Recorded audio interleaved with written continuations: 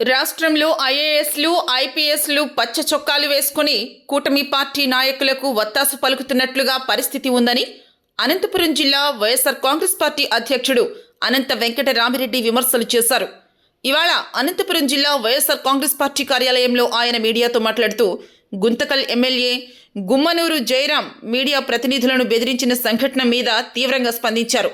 గుంతకల్లు ప్రాంతంలోని ఒక గ్రామంలో అమాయకులపై పోలీసులు చేసిన అరాచకాలను ప్రశ్నించినందుకు తిరిగి బాధితులపైన దాడులు చేశారన్నారు.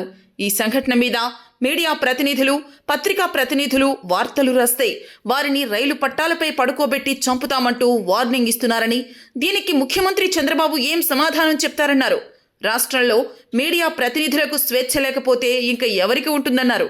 తాము అధికారంలోకి వస్తే అది చేస్తాం, ఇది చేస్తామని చెప్పే పరిస్థితి లేదని, ఖచ్చితంగా తప్పు చేసిన వారికి శిక్ష ఉంటుందని, రాజ్యాంగబద్ధంగా ముందుకు వెళ్తామని అనంత వెంకట్రామిరెడ్డి స్పష్టం చేశారు.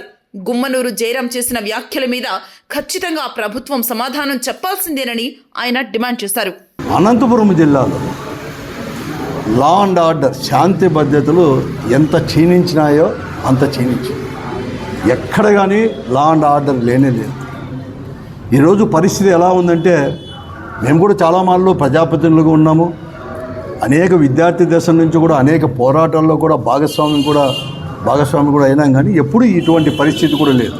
ఈరోజు రెవెన్యూ, పోలీస్ డిపార్ట్మెంట్, ఈ రెండు డిపార్ట్మెంట్లు ఈ జిల్లాలో నిర్వీర్యమైనాయి. రాష్ట్రంతో పాటు ఈ జిల్లాలో నిర్వీర్యమైపోయినాయి.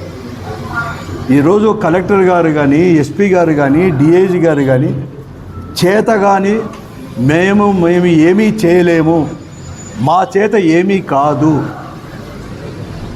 మేము నిమిత్త మాత్రులమే అని చెప్పకనే, నోటి ద్వారా చెప్పకనే, వారి చర్యల ద్వారా ఈ 8 మాసాల్లో జరుగుతున్న పరిణామాలు, వారి యొక్క చర్యలు ఇవన్నీ చూస్తుంటే పరిస్థితి పూర్తిగా కూడా మా అందరికి కూడా అవగతం. మేము చేయడమే, మేము ఏది చెప్తే అదే శాసనం అని చెప్పినట్లుగా ఈ జిల్లాలో ప్రవర్తిస్తున్నాం. పోలీసు వాళ్ళు వాళ్ళని కంట్రోల్ చేసే పరిస్థితి లేదు, ఎక్కడ లేదు. తుదకు జిల్లా కేంద్రంలో కూడా 1 కాదు 2 కాదు చెప్తూనే ఉన్నాం. డిఎస్పీలు వాళ్ళ ఎస్పీలే కొద్ది రోజులు మీరు ఈ ఊరు ఇడిచిపెట్టిపోతే మేలు కదా అని బహిరంగ చెప్తున్నారు. డిఎస్పీలు, సిఏలు అడ్వైజ్ ఇస్తున్నారు. ఇంకా వచ్చే పాత్రికేయులు ఏదైనా రాసినా, లేకుంటే ఏదైనా కానీ టీవీలో, ఎలక్ట్రానిక్ మీడియాలో వస్తే వారికి కూడా వార్నింగ్ ఇచ్చే పరిస్థితి ఈరోజు కూడా ఉందన్నమాట. మీరు కన్నా మాకు వ్యతిరేకంగా వార్తలు అనేది కూడా ప్రచురించిన, లేకుంటే ప్రసారం చేసిన, మిమ్మల్ని అసలుకు ప్రాణాలతో కూడా ఉన్నీము, పట్టాలపైన కూడా పండుకోబెడతామని చెప్పి బహిరంగంగా చెప్తాన్నా కూడా అడిగే నాతుడే లేదు. చేతగాని దద్దమ్మల మాదిరి డిపార్ట్మెంటే అసలు కాళ్ళు అని చేసుకొని కళ్ళే మూసుకున్నారు. జిల్లా కేంద్రం నుంచి చెప్పాల్సిన పని లేదు. పోలీసు వాళ్ళు ఎట్లా కానిస్టేబులే కొడుతున్నారు అని చెప్పి పేపర్లో వచ్చిందాన్ని బట్టి మళ్ళీ మేము అందరూ చెప్తే రిజిస్టర్ చేస్తున్నారు. నిన్న వాళ్ళ కౌన్సిలర్స్ వాళ్ళు కూడా బెదిరిస్తున్నారు. అది చెప్తే మాకు వెంటనే కూడా ఫోన్లు చేయడము, మేము ఎందుకు వాళ్ళకు మేము కేసు ఏమని ఉంటే మాకు చెప్పండి, మీరు మాత్రం పత్రికా విలేకరుల సమావేశం పెట్టి మీరు స్టేట్మెంట్ ఇవ్వద్దండి అని చెప్పి సిఐలే ఫోన్లు చేసి చెప్తాను. అసలుకు వెంటనే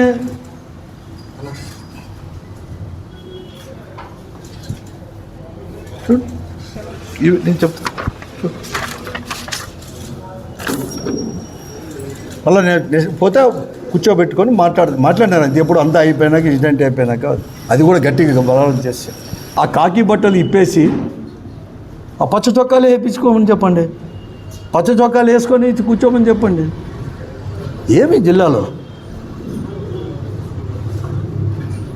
ఒకనికైతే ఒక చట్టము, ఒకనికైతే ఒక చట్టమా? ఈ జిల్లాలో కనీసం శాసనసభ్యుడు నా నియోజకవర్గానికి పోతాను, నాకు కూడా 40% ఓట్లు వచ్చినాయన్నా అతన్ని పోనీరు. మళ్ళా మేము అధికారంలోకి వస్తే మీ కథ చూస్తాం అంటాను. నేనైతే అట్లా తీయను.